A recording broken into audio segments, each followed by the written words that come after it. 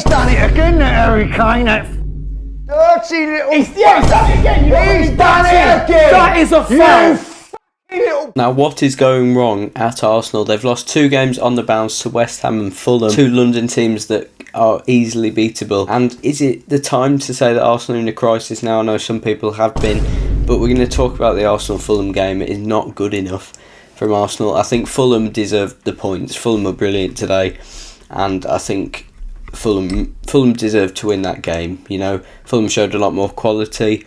I think Arsenal seemed quite flat. Arsenal had no sort of spirit there. You know, you're supposed to come off from a loss like that. You're supposed to come and want to win the game. They didn't look like they showed any of that. Arsenal have missed 2 opportunities to now go top of the table. They missed their opportunity at Christmas when they drew to Liverpool, and now they've missed their opportunity to go at New Year's Eve.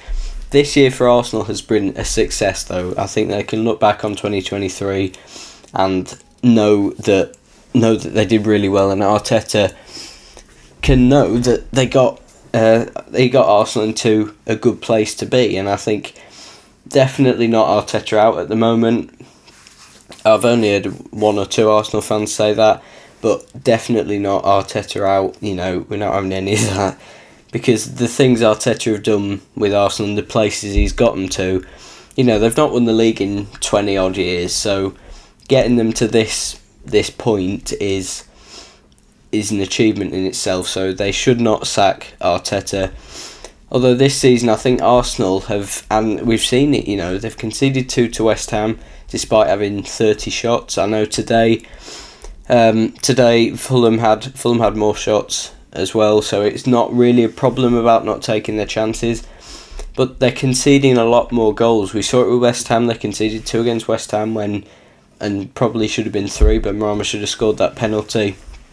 But I think there's deeper problems than just they need a centre forward, you know. I think so part of it is the midfield, and I know that people disagree because you've seen they got Rice in, and Rice has been superb. Odegaard's a brilliant player, but he's sort of done exactly what Ten Hag has done. You know, Ten Hag they both got a new goalkeeper when they didn't really need to. I think Ramsdale was doing just as well. I don't really get the reasoning behind getting David Raya. I know I have banter from my Arsenal mates saying that he's better than Ramsdale. Whether he is or not, I don't really know. I wouldn't say so at the moment. I think it's just knocked Ramsdale's confidence, and David Raya isn't actually as better of a player than Ramsdale to be able to come in and just take his place. They've both, Ten Hag and Arteta, has revamped their whole midfield basically. And including with that, they both signed a Chelsea flop, which was Kai Havertz for Arsenal and Mason Mount for Man United. Kai Havertz and Odegaard don't work. You can't really have 2 really attacking midfielders in there when Declan Rice, like he's good defensively, but you can't rely on him to do all your defending work in the midfield. I think Martinelli has been really poor this season. I think, and obviously Declan Rice has worked, brilliant signing from West Ham. But the thing that concerns me about Arsenal as well is that they haven't had, apart from Timber, I know at the start of the season, which may have helped them from not conceding goals, they've not had any major injury issues like other teams. I know a lot of teams are in injury crises at the moment that they say. But Arsenal aren't really, and they've got a really high quality squad. They just can't do anything with it, and they're also starting to concede from corners, which we've seen today. Fulham's what was the winning goal was from a corner, and they only conceded in this time last season. They only conceded 1 goal from a corner from this time last season.